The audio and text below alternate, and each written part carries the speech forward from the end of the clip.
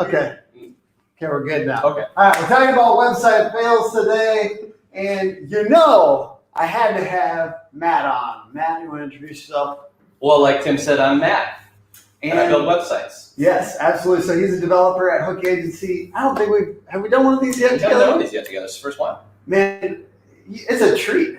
It's a treat for you guys to get to meet Matt. Aw. So you're welcome for that. Thank you so much. But we're talking about what happens when you don't hire a professional web designer and the consequences of doing that, basically. So we're talking a little bit more about commercial themes, because basically what you can do is you can go online, like a website like Theme Forest or something like that. You can buy a website structure for super cheap, $60 or something like that. There are problems with them though. There are. But a lot of new web designers do this, and there are occasionally appropriate reasons to do this. I'm just making sure that's the audio working. Comment below if the audio is working. So there are appropriate reasons to do this, right? There's a single entrepreneur that could. There's a nonprofit. There's you're a very small business. You got 2 or 3 people. It's early. Maybe you want to use a newer web designer. I'm not saying there's no appropriate application of this, but at a certain point, you have to move beyond childish things. Got to grow up. Yeah, and that means hiring a professional web design team, web development team. I think the pain comes, we see a lot of these websites, and we see a lot of them are poorly done, and they cause other issues. What are those issues? I'm glad you asked. All right, let's go with this one. Cool. Yeah, so the design does not present or represent your brand like it should. This happens a lot with especially people that are designing for commercial themes because, and we'll talk about this more in a minute, you have to make there's a lot of constraints and decisions you have to make just to make the website work the way the theme wants it to work. And that means that your website looks like the theme wants it to look like instead of you're making something really custom and nice that represents your brand. And a lot of times that's really vanilla. So there's just the first thing is this website looks very simple a lot of times. Sometimes that's a good simple, in some cases, and sometimes that's just you just look like all these other websites. If this website looks like 20 other websites, part of marketing is differentiating yourself and focusing on what makes you special. So if that's not going to happen in this case. All right, number 2, design is tailored to a commercial theme's constraints. So we're kind of already talking about that a little bit. But hey, I know because I used to work with themes. Don't get me wrong. Like I said, there's appropriate times. There are situations where this makes sense. However, I know this from experience, there are those moments where you're sitting there making, you want to design something, this would be the ideal scenario, but then the theme already has something kind of like that. It's not the ideal scenario, but it's already built. So you just take that thing that's already built and you use it. Why is that bad?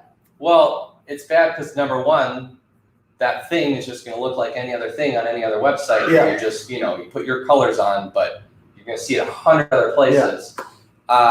It's also, again, you're making concessions to, rather than going for this ideal, perfect thing that represents you, it's kind of almost like you're phoning it in, like, oh, this is good enough, it's close enough. Which is fine. It's fine. It's fine. It's fine. This is it's fine.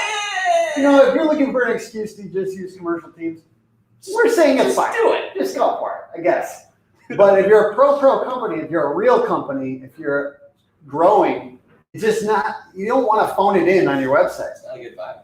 And you think about it, this is how this happens. You ever seen a construction company or a home services business of some type, and they have a little ticker that says, it has the graphs of 70% landscaping, and it's they're stuff that doesn't look like it's supposed to be on that kind of website. That's what happens. Fun little bells and whistles. Why not throw it in? Let's throw it in, even though it has no connection to this. You know, that's where you get like weird looking stuff, and people note. Yeah. People see that, and it reflects on the quality of your services. Yeah. You know, for people that come on our website, it's fairly invisible what the quality of our services are, except for what they can see on that website. All right. I'll let you take this one. Well, if the site is not developed well or it's built on a commercial theme, you're in for a world of hurt, unfortunately. Yeah. You know, like there's so many of these builders out there that they advertise how convenient it is to drag and drop and build things and all these modules and little trinkets like we talked about, but usually those things get so convoluted that the editing alone, the building is actually incredibly hard, but also there's all these components and different parts and layers and custom plugins that come with the theme package, and it's just, you're just adding up breakpoints and potential, you know, points of failure where maybe jQuery gets updated and the theme doesn't support that. And now something broke and your site's down, and you got to figure out what that little thing is somewhere that broke it, and you don't want that. Yeah, absolutely. And we were just talking about an example. Actually, Sam, the camera guy, we were trying to put together a little website for his kind of freelance stuff recently. And I haven't worked with themes in a while, okay? I haven't touched them a ton, but there was a theme that we downloaded. It was like, whatever, 70, 80 bucks. Yep. I mean, which is kind of a lot if you're a freelancer. So, you know, we got this. We started putting it together, and literally it had two separate builders in it that were like combined, which is basically just making a popsicle stick fortress. And if it doesn't come broken, you can best believe in those second, third year of having this website, something is going to break. There are WordPress updates, WordPress core updates. Yep. There are plugin updates. There are tons of stuff. Code changes. Yes. It's basically a moving sea of different coding languages on the internet. I think I tucked my shirt into my underwear. That's nice. I just wanted you guys to know that. I am, for one, so glad to know that. Thank you for sharing. Yeah, so if you saw that, I'm sorry about that. You know, just call it out and name it. Now we can move on. Professional on LinkedIn on this live, so I'm glad that you guys got to see that. I think a good analogy for that really quick is just like the popsicle stick's great too, but it's also like you've got a boat. Your website's a boat, and the internet is not this static, still thing. Code and stuff is updating, so there's turbulence sometimes. There's waves, and a theme builder like this is a little leaky rowboat, and it's just full of holes, and you're just going to start sinking as things change and grow and evolve, and you want a big, nice, airtight battleship. I love that. I dig that. So let's go into the next one here. We've got 4 commercial themes add unnecessary bulk and bloat to your site, harming your load time and site speed. Now, I know some of you, if you're tuning in, you may have experienced this pain before. And you're just trying to understand what's going on. Like maybe my website is bad. Maybe that's why. Maybe you're not bad at editing websites. Maybe you're not bad at marketing on websites. Maybe your website is just really bad. Yeah. Call it a battleship. You should be able to man that battleship if you need to.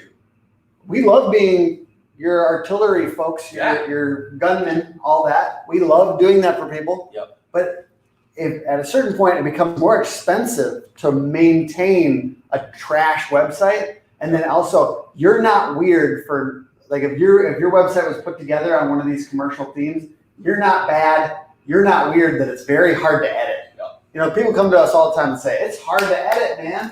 I don't know why my website is. You're right back there, Sam? Just turn the camera on yourself for a second. Just come on, make an appearance. No, just kidding.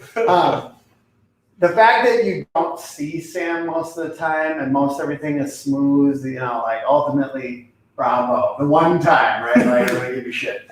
So anyways, you've got to understand that this is not abnormal. A lot of people have these bad websites, and it's basically more for you than anything that this thing could easily be edited, that other people, non-developers can get in and make changes. That's a big deal. Yeah. But site speed is a huge one. Yeah. Talk to me about some dramatic stories you've seen as far as site speed from these things. Like I've seen stuff that's like crazy, above 10 seconds load time. Yeah, no, we see a lot of that stuff, especially with some of these big page builder, modular websites. They're just so bloated. There's so much stuff that just comes with it, and that all, whether you use it or not, it all contributes to the size of your site. And I mean, there's been some clients where we've seen 10 plus minutes, or we've seen time to first paint is a big thing. That's basically the amount of time it takes for your website to even show up. So you're staring at a blank I think page. you might need to adjust your glasses for this one.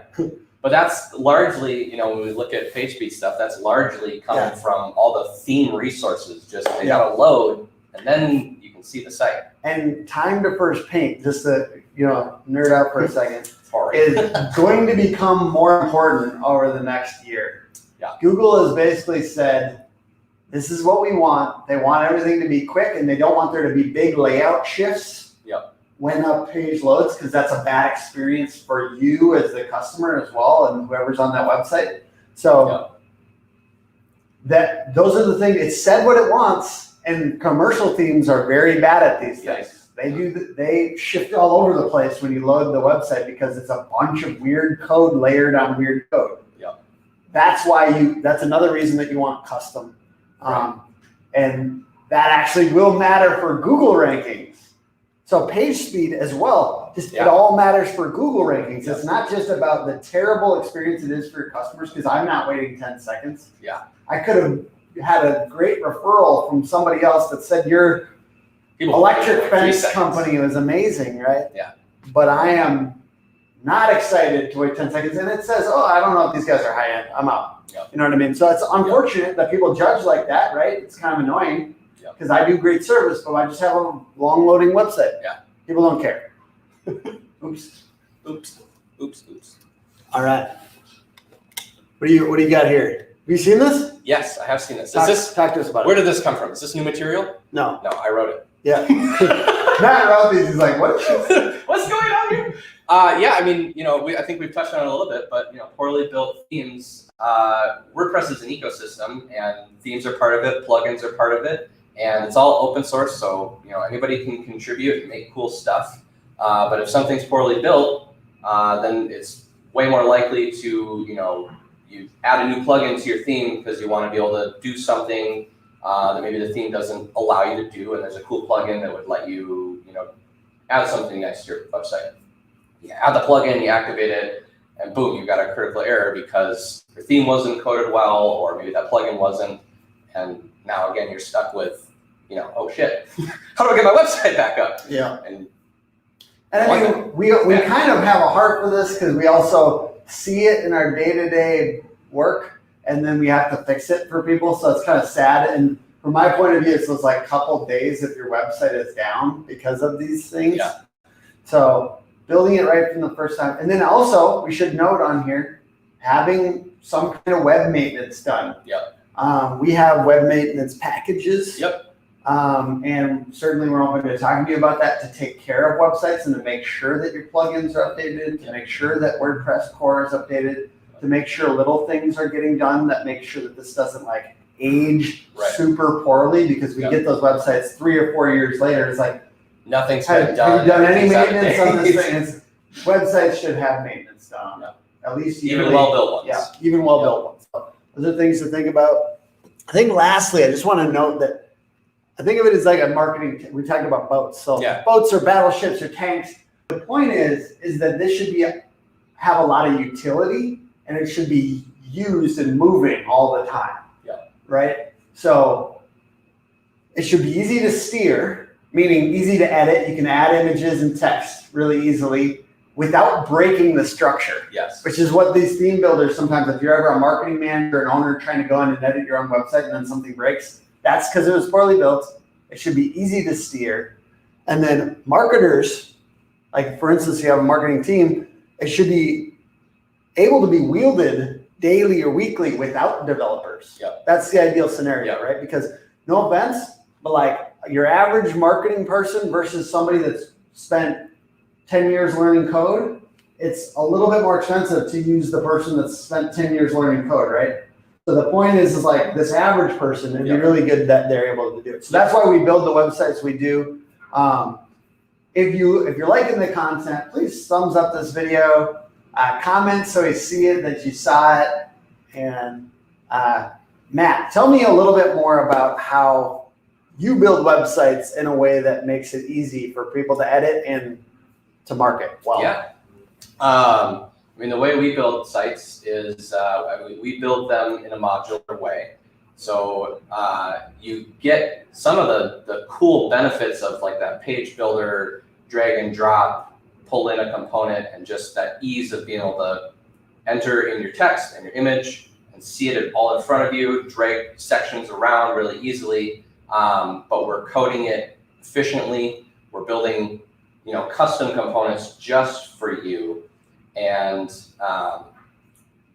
putting little instructions, little titles, little messages in there that help you basically navigate, know where to do things, what to turn on and off. And again, we're doing, the cool thing about a custom site is we're building just stuff that you actually need. And then you can go and play with it and mix it around and wield it yourself. I love that. And to me, it's kind of a little bit of the next level thing. We cared a lot about the usability of websites. So, that's how I came into web design however many years ago. Usability, user experience, testing, making sure everything's super usable and easy to edit.